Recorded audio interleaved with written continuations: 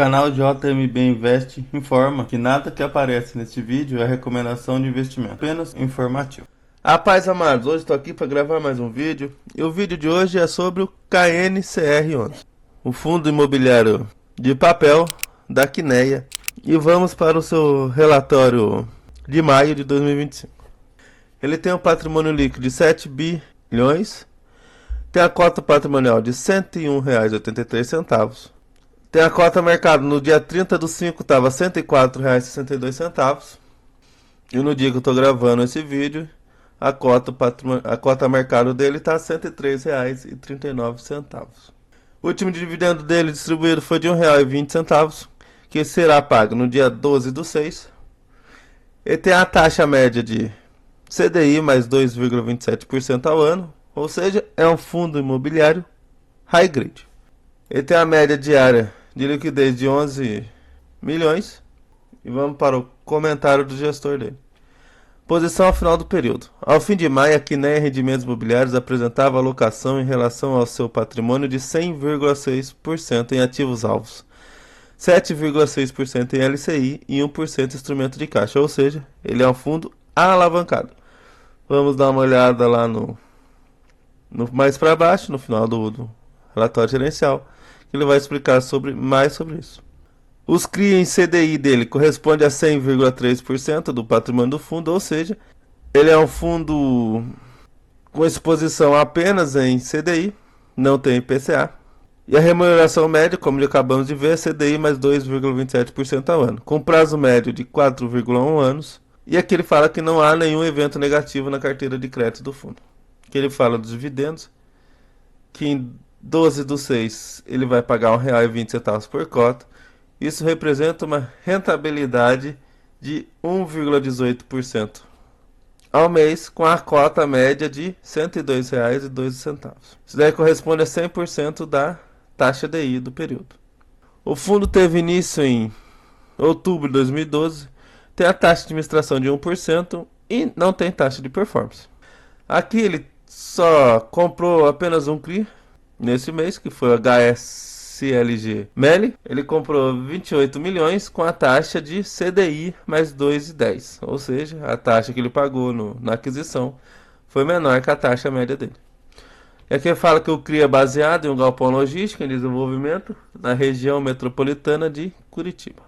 Aqui a sensibilidade do fundo eu pulo porque, não, na minha opinião, não é muito relevante. Aqui seria o resumo da carteira. Ele tem 100,3% em CDI, com a taxa de CDI mais 2.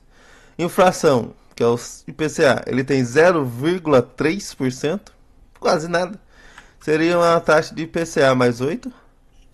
E o LCI, ele tem 7,6% e 1% em caixa, dando um total de 109,3%, ou seja, ele está 9,3% alavancado, 9,3% alavancado e com prazo médio de 4,1. Que a alocação dele por setor, ele tem 52% em escritório, 19% em shoppings e 9,5% em logístico. Como nós vimos, ele tem 98,8% em CDI, apenas 0,3% em PCA, quase nada, e 0,9% Selic, que é o caixa dele.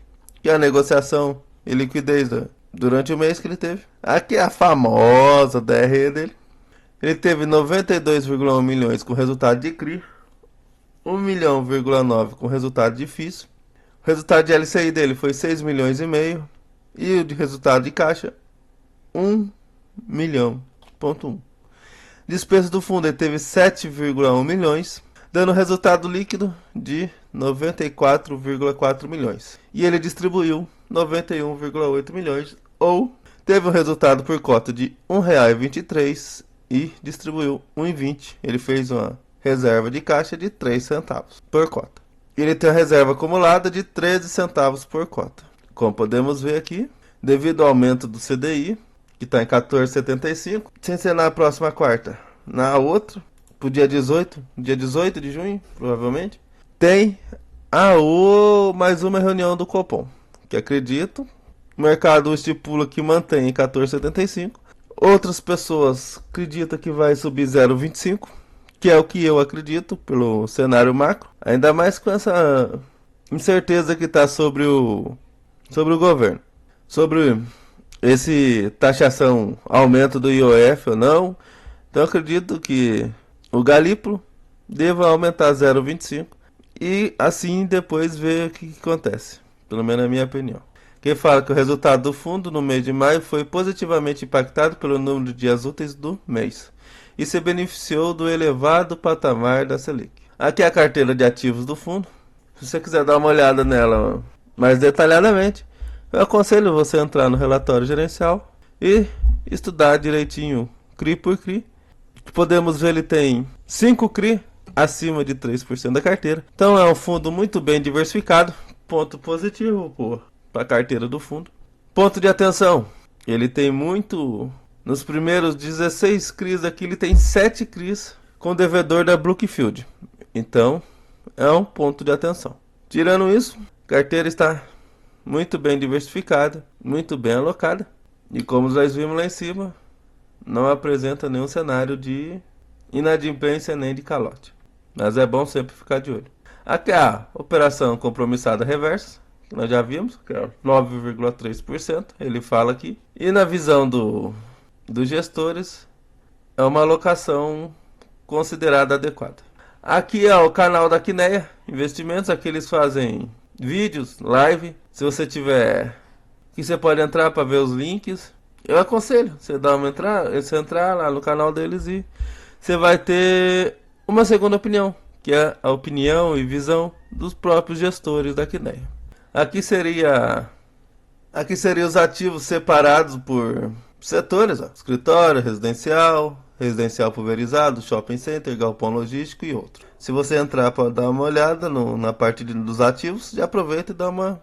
Que ele tem certinho a descrição, o devedor, aonde fica, as garantias, o vencimento e o LTV. E aqui são os outros fundos da Quineia. Canuc, KNCR, que nós estamos vendo. Segundo a gestão, o nível de risco dele é baixo. É alocado quase 100% em 98% em CDI, tem menos de 0,3% em IPCA. Tem o CNIP, tem o KNSC11, que é um fundo meio a meio, indexador misto. Tem o KCRE11, tem o KNHF, que é o Quineia Hedge Fund, e tem o Quineia High Yield também, que é um fundo mais arriscado e mais indexado ao IPCA. E os gatos estão tudo doidos aqui em seu telhado. Então seria o mapa dos ativos dele, ó. É o de menor risco, mais virado ao CDI. Aí tem o Canu, que é CDI, mas aí ele é mais arriscado. Tem o KNSC, que é metade IPCA, metade CDI, e o Middle Risk. Aí tem os que é mais voltado para IPCA, que é o CANIP, que é um High Grade. Tem o KCRE, que é o Middle Risk, e tem o KNHY, que é o Quineia High Yield, que é um High Yield, como já falo, muito mais arriscado. Bom, esse daqui foi o relatório gerencial de maio. Espero que tenha te ajudado nos seus estudos. Bom, esse foi o vídeo. Espero que vocês tenham gostado. Espero que esse vídeo tenha sido útil. E se foi útil, eu peço que você se inscreva no canal. Deixe o like. Ative o sininho das notificações. E passe essa informação para seus amigos e familiares. Muito obrigado pela companhia. Que Papai do Céu abençoe a vida de todos. E nunca se esqueça, Jesus te ama e eu também.